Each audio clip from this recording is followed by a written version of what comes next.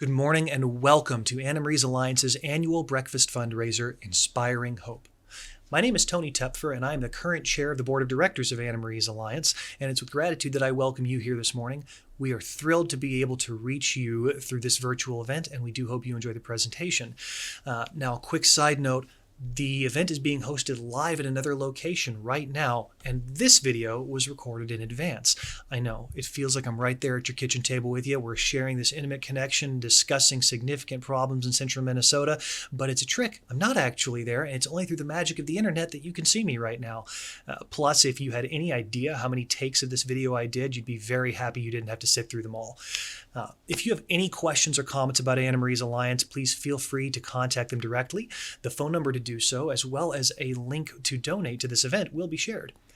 Throughout this event, you're going to get to hear from Marie's Alliance's staff, and we will also recognize some of our community leaders, and we'll all hear a firsthand story about the devastating effects of intimate partner abuse that happened right here in central Minnesota.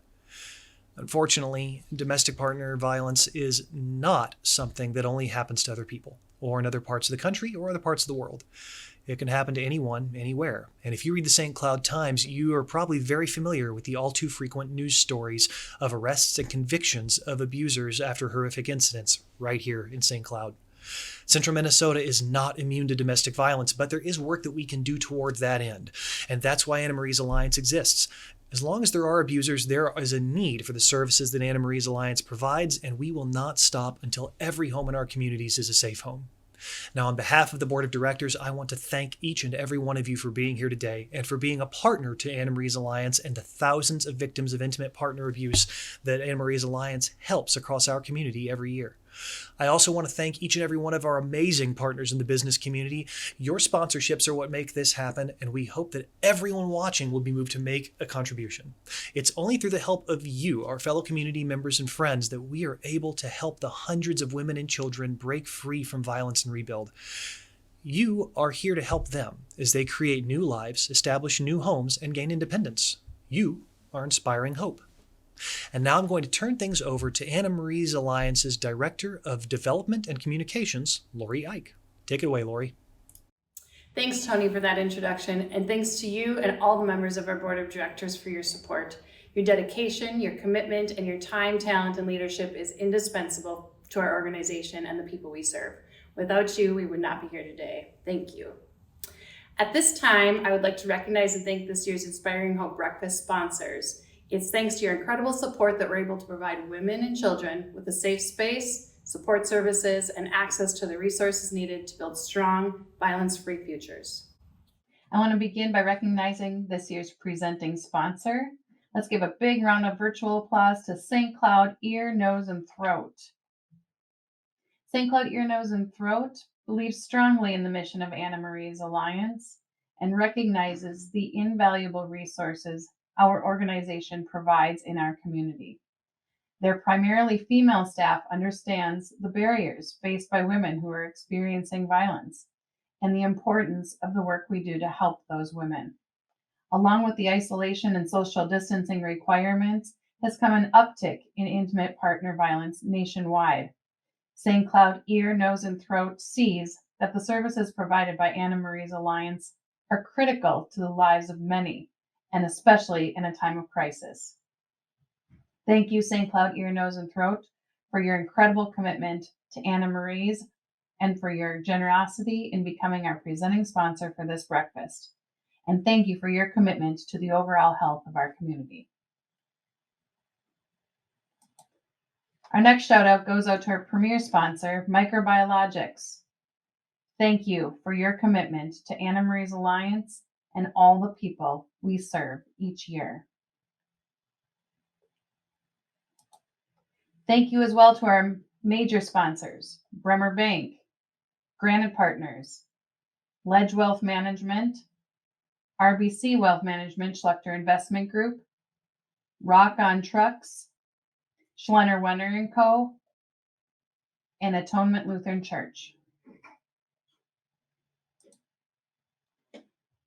Keep your applause going for our friends of Marie's Alliance sponsors, AIS Planning, CentraCare Health, Central Minnesota Credit Union, Clifton Larson Allen, Design Electric, and Gate City Bank,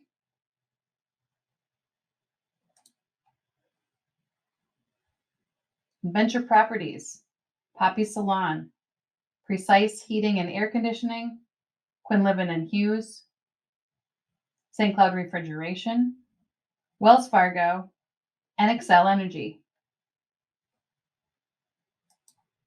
A huge thank you to our in-kind sponsors as well, Lamar Outdoor Advertising and Lamont Companies. With the support of all these incredible organizations, we can continue to provide a safe space for victims of intimate partner violence right here in our community. If you or your company would like to learn more about sponsorship opportunities with Anna Marie's Alliance, please contact our offices directly. Many of you are already supporters of Anna Marie's Alliance. We cannot put into words how grateful we are for your dedication and support. For those of you who are first-time attendees to this event, I hope you will feel inspired to give hope to our clients and to help Anna Marie's Alliance carry out its mission to provide a safe place for victims of domestic abuse and to achieve systems change that reduces violence. Join me in helping support that mission. Please click on the link provided or visit our website to donate now. At this time, I'm very proud to be giving recognition to a couple community members that have gone above and beyond for Anna Marie's Alliance and have committed their time, their dollars, and their passion to help end domestic violence in our community. So many caring, generous people in our community are deserving of this award, and we would love to recognize each individually. Please know that you are all so appreciated. Today, we're giving special thanks to two peacemakers, both of whom have proven year after year that their dedication and leadership to our community and our cause is truly boundless. This year's Individual Peacemaker Award goes to a long-term leader whose contributions to Anna Marie's Alliance are diverse and constant. Tim Lindhorst served on the board of directors for Anna Marie's Alliance for 10 years. He then served 2 years on the Capital Campaign Committee. In his professional life, Tim is not afraid to cover the important topic of domestic violence in his ministry at Atonement Lutheran Church. And of course, Tim and his wife Paula are peacekeepers and longtime donors of Anna Marie's Alliance. Please give a round of virtual applause to Tim Lindhorst, recipient of our 2021 Peacemaker Award. Excellence has defined the mission of Anna Marie's for years before the decade that I served on the board, and for many years since. Whether it's something as simple as providing emergency phones for women in danger, or advocates meeting victims of domestic violence during police calls, or providing nursing care for women and children while they are in the shelter, or monitoring domestic abuse in the courts, or community advocacy programs in schools and the wider community, or remodeling the shelter to meet the latest standard of shelter services. Anna Marie's Alliance continues to provide a safe place for survivors of domestic abuse while working to achieve systems change that reduces violence. A few years ago, while filling a table for breakfast like the one we're sharing today, I made a general invitation to my congregation. A quiet woman I didn't know very well met me after worship, and she shared her desire to go to a breakfast just like this, because Anna Marie's had helped her years ago, and now she was ready to give back. You never know whose lives are touched by this worthy and excellent organization. But until there is an end to domestic violence in this community, I will support Anna Marie's, and I invite you to do the same. Thank you again for the opportunity to work with this excellent organization, and thank you for this award. Thank you, Tim, for your commitment to Anna Marie's Alliance and for your generosity in helping to make our goals a reality. This year's other Peacemaker Award goes to another long-term partner, Jules Bistro. Since 2017, Danella and the staff at Jules Bistro jumped in with both feet to support the mission of Anna Marie's Alliance. From the innovative and fun Lift Up the Ladies annual broad drive and partnering on Tending for a Cause to their most recent Kindness Cakes. Jules Bistro focuses on giving back, helping to empower women and girls in their community. Please help me congratulate Danella Westball and all the staff at Jules Bistro on their 2021 Peacemaker Award. When I first bought Jules, I asked my management team what charity in St. Cloud they most wanted to support, and they chose AnnaMarie'sAlliance. Most of my team is women, and we care a lot about supporting organizations that support women and children. Thank you, Danella, and the entire staff at Jules Bistro for your dedication and commitment to helping us end domestic violence in our community, one event, sponsorship, and donation at a time. Community partners like you, Tim, and all of you watching today have been instrumental in the progress we've made over the past 40 plus years toward making ours a more peaceful, safer community. Like our Peacemaker Award winners, anyone in our community can make a difference. Ending intimate partner abuse takes a village, and you can help by just clicking on the link provided or visiting our website to make a donation to support the critical work of AnnaMarie'sAlliance. Now, I'll turn it over to our fearless leader, our Executive Director, Charles Hempeck. Thank you, Lori, and thank all of you for joining us virtually at our annual breakfast. We are happy to offer this option to include everyone that isn't able to join us in person. I would like to start by sharing a few updates about AnnaMarie'sAlliance.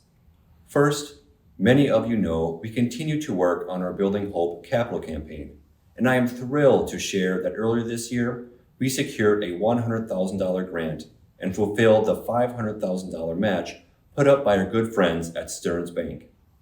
On behalf of AnnaMarie'sAlliance, I want to thank Kelly Skalicki and the employees at Stearns Bank for the generous donation, as well as all of the donors who helped us meet the match. We are now in the planning stage to begin raising funds for the third and final phase, which will transform the living quarters of the shelter from dormitory-style rooms to efficiency apartment-style rooms. We will be sharing more information in early 2022. At AnnaMarie'sAlliance, our advocates support people in their recovery from the trauma they have experienced. That trauma can be physical, emotional, sexual, spiritual, or psychological. From the moment you call us on the phone or walk through our doors, our advocates are ready to assist you in a trauma-informed way. The incredible services we provide has always been supported by community members and donors like you. There are multiple opportunities for people to support us through in-kind donations of items like clothing, diapers, and food, volunteering your time as a child mentor or weekend cook, or of course, through gifts of money. One of the easiest ways to give is to become a peacekeeper. Peacekeepers are a special group of donors that give on a monthly basis to help ensure a consistent income to AnnaMarie'sAlliance. All of that support is needed now more than ever, as people continue to be impacted by intimate partner violence. In the U.S., 50% of all homeless women and children are fleeing from intimate partner violence. In Minnesota, females account for 83% of intimate partner-related ER visits and hospitalizations. And on average, AnnaMarie'sAlliance annually serves nearly 2,000 women, children, and families, as well as over 450 women and children in our emergency shelter. Of course, there continues to be people that lose their lives due to intimate partner violence. According to Violence Free Minnesota, there were 30 known homicides in Minnesota linked to intimate partner violence. Of the 30 people, 20 were adult women, 1 was an adult man, and 9 were friends, family members, or bystanders. Due to that violence, at least 20 minor children were left without a parent. Let us now take a moment to pause while we recognize the 30 individuals who died last year in Minnesota.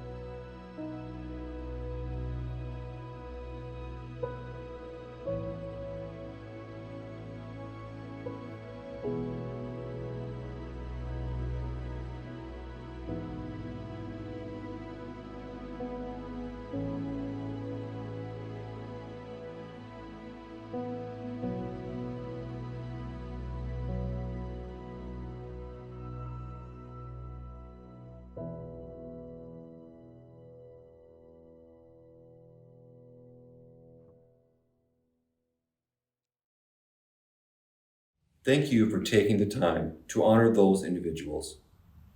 It is now my distinct privilege to introduce a friend, supporter, and former resident of AnnaMarie's Alliance. His first name is Jason, and he stayed at the shelter when he was a young boy and is going to share his story with us. I think you will find it is not only a story of tragedy, but one of inspiration as well.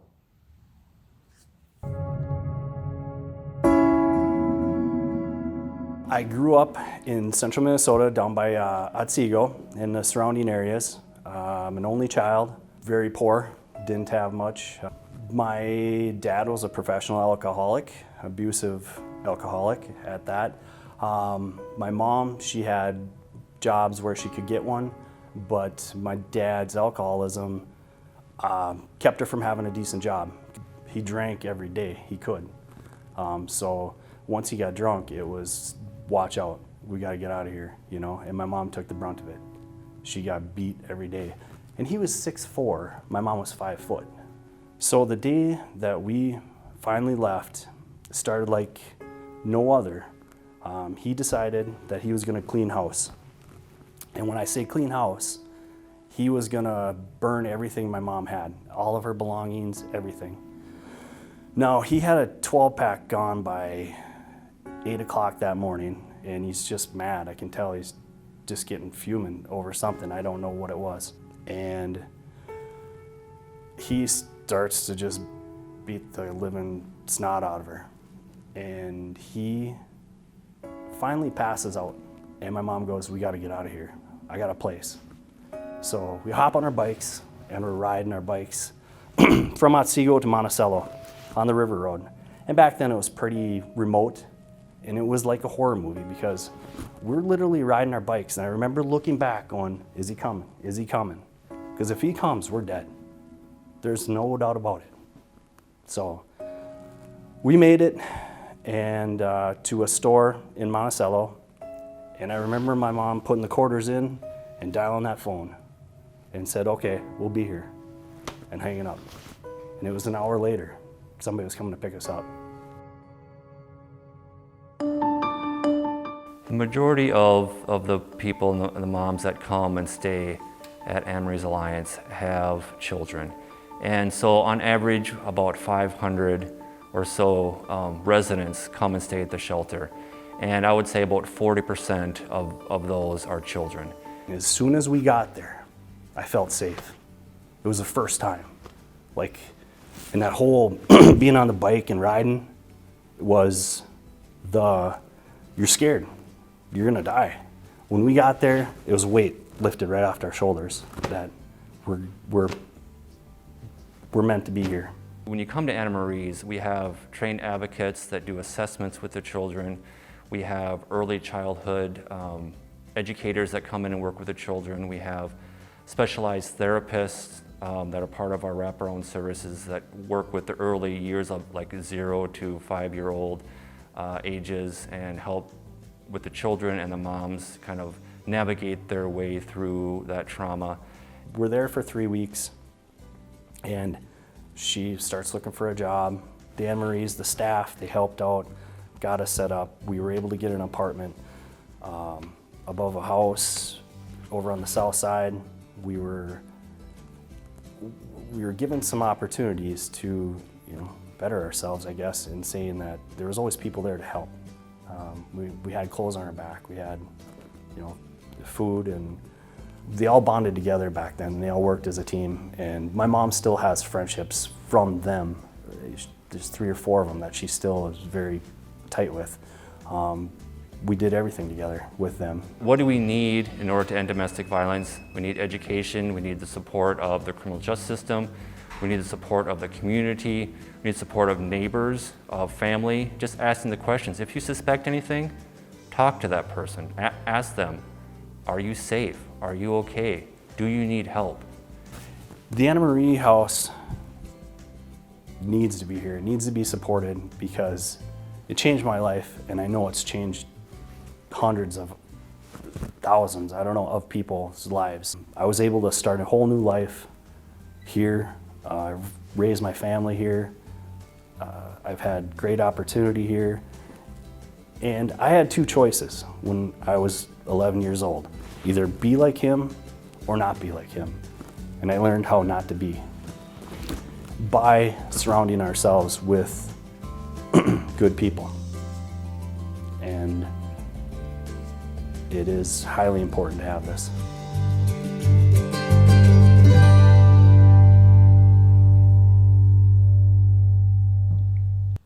I want to thank Jason for having the courage to share his incredible story and for having the courage to give hope to those needing it most. I'd like to share another statistic with you. Did you know that 1 in 3 women in Minnesota will be assaulted in her lifetime? Think about that at the next gathering you attend, and what a staggering number that is. I have a personal story to share of what that statistic means in the eyes of a child. This summer, my family and I were up north near Black Duck, checking on our hunting shack and doing a little fishing.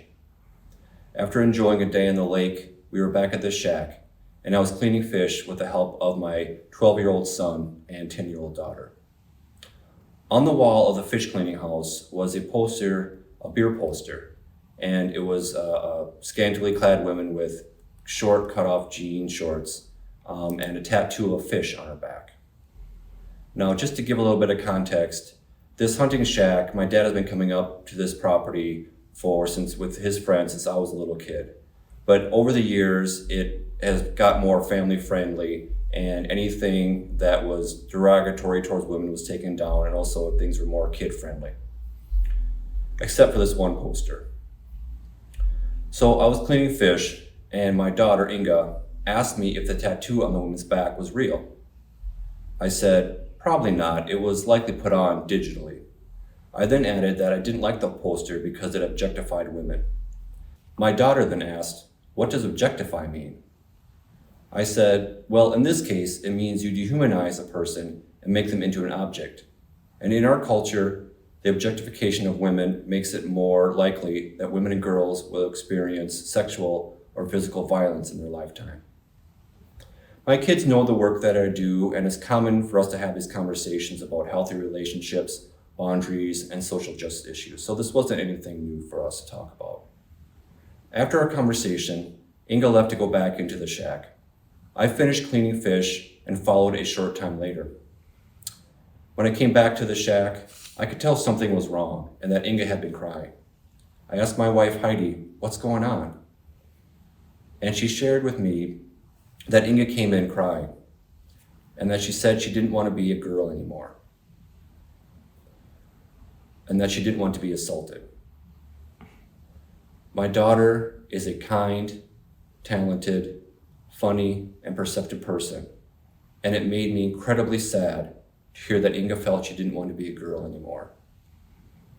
Part of my life's work has been to empower women and girls, yet my own daughter is feeling the weight of gender-based violence. Heidi did a great job listening to Inga's concerns. She affirmed her feelings and empowered her to go out, take down that poster, and put it in the bonfire. It's really unfortunate that in 2021, we still need to have conversations with our daughters about keeping themselves safe. And probably more important, the need to have conversations with our sons about respecting other people's boundaries and never to touch or kiss anyone without their permission. I think this illustrates that our work to end intimate partner violence, as well as the work to end all forms of gender-based violence, is far from over. But thanks to people like you, we are making a difference. I'm going to end by reading a note from a former resident on behalf of her and her children. You were our advocates. Never let that word become commonplace. What you do is more important than you could ever imagine. An advocate supports, defends, pleads on another's behalf, acts as an intercessor, promotes the interest of another, helps another by comforting them, fights for another's cause. You did this for us and more. Thank you so much for caring enough to help us when we needed it most. Again, thank you for watching and have a great rest of your day.